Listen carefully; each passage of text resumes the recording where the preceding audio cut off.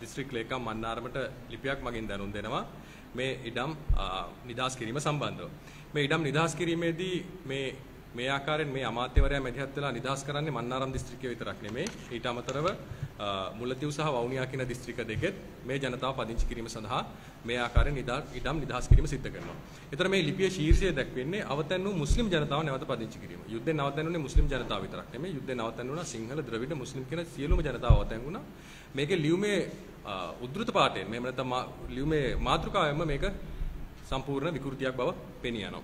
ඊට අමතරව 2012 දී මේ සම්බන්ධව කරන විමසීම් වලදී ඉඩම් කොමසාරිස්වරයා 2008 චක්‍රලේඛනයට අනුව ක්‍රියා කළාද කියන්න මේ ඉඩම් නිදහස් කිරීම සම්බන්ධව ඉල්ලුම් කරන පුද්ගලයන්ගෙන් විමසනවා. නමුත් ඒ සම්බන්ධයෙන් පැහැදිලි පිළිතුරක් ඉඩම් කොමසාරිස්වරයාට ලැබෙන්නේ නැහැ.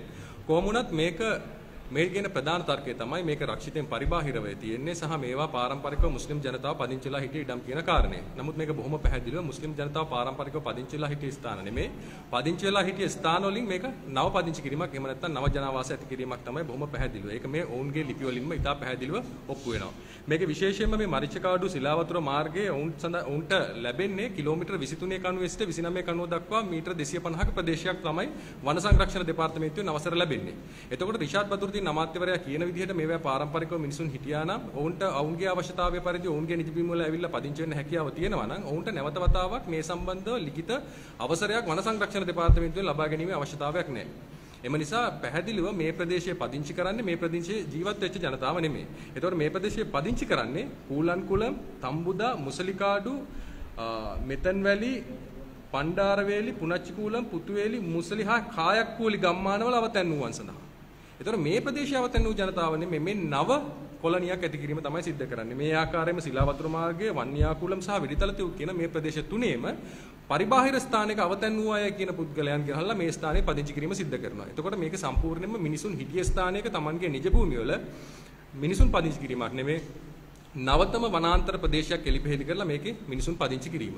ඊට පස්සේ කතා කරනවා දැන් මේ විල්පත්තු අබේ භූමිය කපන්නේ නැහැ කියන කාරණය. විල්පත්තු අබේ භූමිය ජාතික වනෝද්‍යානයක් හැටියට නම් කළායින් පස්සේ විල්පත්තු අබේ භූමිය මේ කියන කටයුත්ත සිද්ධ වෙන්නේ නැහැ. ඒක පැහැදිලි. නමුත් මේ තියෙන්නේ විල්පත්තු අබේ භූමිය හා සම්බන්ධ වෙලා තියෙන අනිකුත් පරිසර පද්ධතිය. එතකොට වනසතුන්ට මේ වන සංරක්ෂණ දෙපාර්තමේන්තුවෙන් පාලනය වෙන භූමියයි, මේ තියෙන්නේ වනජීවි සංරක්ෂණ දෙපාර්තමේන්තුවෙන් පාලනය වෙන භූමියයි, මේ තියෙන්නේ ප්‍රාදේශීය ලේකම්වරයා යටතේ තියෙන භූමියයි කියන මායිම් වැඩක් නැහැ. ඔවුන්ගේ සාම්ප්‍රදායික ගමන් මාර්ගවල ගමන් කිරීමේ කටයුතු සිද්ධ කරනවා. එතකොට ඔබ දන්නවා මාධ්‍යවේදීන් හැටියට ඔබලා වාර්තා කරන සැරේ අලිමිනිස් ගැටුමක් ඇති වෙන හැම අවස්ථාවකම බොහෝ වෙලාවට සිද්ධ වෙන්නේ මිනිසුන් උපවාසයක් හෝ උද්ඝෝෂණයක් සිද්ධ කරනවා අදාළ රාජ්‍ය දෙපාර්තමේන්තුව හෝ රාජ්‍ය ආයතන ඉදිරිපිට. නමුත් මේ ප්‍රදේශයේ වැනි සිද්ධියක් සිද්ධ වෙන්නේ නැහැ. හේතුව තමයි මේ ප්‍රදේශීය ජනතාවගෙන් මේ සම්බන්ධ වෙවම ඔවුන් කියන්නේ ඔවුන්ට එහෙම ගැටලුකාරී තත්ත්වයක් තියෙනවා නම් ඔවුන් අලින්ව මරාදවීම සිද්ධ කරනවා. මේ අනුව මේ වෙනකොට අලින් 20කට අධික ප්‍රමාණයක් මේ ප්‍රදේශයේ මේ ආකාරයෙන් මරාදවීමට ලක් වෙලා තියෙනවා. එතකොට බොහොම පහසුවෙන් බොහොම සරලව සහ බොහොම ලඝු කරලා ඔවුන් මේ ප්‍රශ්නේ විසඳා ගැනීම සිද්ධ කරනවා. එතකොට මේ ප්‍රදේශය බොහොම ප්‍රසිද්ධ සහ බොහොම විශාල වශයෙන් අලින් ගැවසෙන ප්‍රදේශයක්. ශ්‍රී ලංකාවේ අලින් පිළිබඳ කරපු සංගණනයන් වලදී විශේෂයෙන් මේ මොල්ලිකුලම සහ මේ කොක්කුපඩයන් මේ සිලාවතුර ප්‍රදේශයන්ගේ අලින්ගෙන් 200ක පමණ අලින්ගේ යුතු රංචු වාර්තා වෙලා තිබෙනවා. එතකොට මේ වගේ තත්ත්වයක් ඇතුලේ මේකේ ගිහිලා මිනිස්සු පදිංචි කරනවා. මේ ජනතාව පාරම්පරිකව මේ සතුන් සමග වාසය කරපු ජනතාව නෙමෙයි. ඔවුන් පුත්තලම් ප්‍රදේශයේ මුහුදුබඩව තමන්ගේ ජීවන වෘත්තිය මසුන් මැරීම සිද්ධ කරගෙන හිටිය පුද්ගලයන් මොවුන් දන්නේ නැහැ මේ අලිත් එක්ක කොහොමද තමන්ගේ එදිනදා ජීවිතය කරගෙන යන්නේ එහෙම නැත්නම් ගැටගසා ගන්න කියන කාරණේ. මෙතන බොහොම පැහැදිලිවම නව ගැටුමක් ඉතා පැහැදිලි ලෙස නිර්මාණය වෙලා තියෙනවා. මීට අමතරව ඉතාමත්ම කනගාටුදායක තත්ත්වය තමයි වනාන්තර ප්‍රදේශ සම්පූර්ණ නෙලිපෙහෙලි කරලා වනාන්තර ප්‍රදේශයන් බුල්ඩෝසර් කරලා වනාන්තරය ඇතුළට ලයිට් කණු ඇදලා ගෙවල් නැතුව කරන්ට් එක දීලා තියෙනවා. එතකොට අපි දන්නවා මේ ප්‍රදේශයක වේවා ඕන ග්‍රාමීය ප්‍රදේශයක වෙන්න පුළුවන්. Tamanට විදුලි බලය ලබා ගන්න ඕන ෆෝම් කීයක් පුරවන්න ඕනද? ප්‍රාදේශීය ලේකම් ග්‍රාම සේවකගේ අනුමැතියන් කීයක් අවශ්‍යද කියන කාරණේ. නමුත් මේ ප්‍රදේශයට වෙනම නීති පරිපාටියක් ක්‍රියාත්මක වෙලා මේ ප්‍රදේශයේ කිසිම ගෙයක් දොරක් නැති පාළු කැලේට කැලේ බුල්ඩෝසර් කරපු පාරට කරන්ට් ඇදීම සිද්ධ කරලා තියෙනවා. නමුත් මේ ප්‍රදේශයේ ඉන්න ජනතාවට කලින් වගේ මූලික පහසුකම් නැහැ.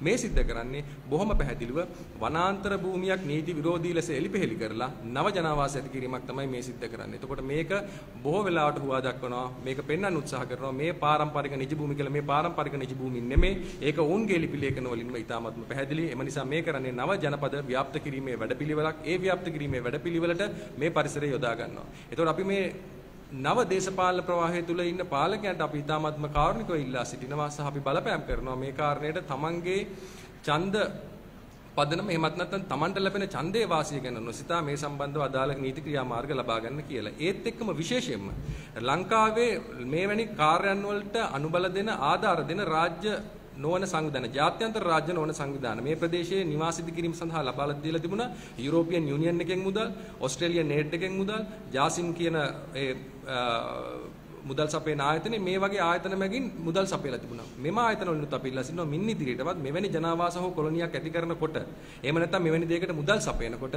කරුණාකරලා මේ සඳහා අදාළ පාරිසරික නීති අනිපනත් වලට අනුකූලව මේ කාරණේ සිද්ධ කරලා තියෙනවාද කියන කාරණේ පිළිබඳව අවධානය යොමු කරවන්න. ඒ අවධානය යොමු කරලා ඒ සඳහා ලැබිලා තියෙන පරිසර අනුමැතියක් ලැබිලා තියෙනවා නම් නීති අනුකූලව ඉන්න අනතුරුව මේ සඳහා මුදල් ලබා දෙන්න කියන කාරණය. එහෙමත් නැත්නම් වනාන්තර කපලා මේ ආකාරයෙන් සංවර්ධන කටයුතු ක්‍රියාත්මක කිරීමේදී මේ රිෂාඩ් බදුරුදීන් අමාත්‍යවරයාට වගේම මේ සඳහා මුදල් ලබා දුන්න ආයතන වලට රාජ්‍ය ආයතන වලට නීතිය අතික්‍රමණය කරලා මේ බලපත්‍ර ලබා දුන්න රාජ්‍ය ආයතනත් කියන මේ කොටස් තුනටම මේකේ තියෙන මේ නීති උල්ලංඝනය කිරීම සමසේ බෙදලා යනවා. එම නිසා අපි කාරණා කිල්ලා සිටින්නේ මේ නැවත පදිංචි කිරීමක් නෙවෙයි මේ නව පදිංචි කිරීමක්. එම නිසා මෙවැනි කටයුත්තකට වහාම නීති ක්‍රියාත්මක කර යුතුයි සහ මෙය පූර්වාදර්ශයක් කොටගෙන මේ සම්පූර්ණයෙන්ම ඉවත් කිරීම මේ ප්‍රදේශවලින් ඉවත් කිරීම සිද්ධ කළ යුතුයි හැකිතාක් ඉක්මනින්. බොහොම ස්තුතියි.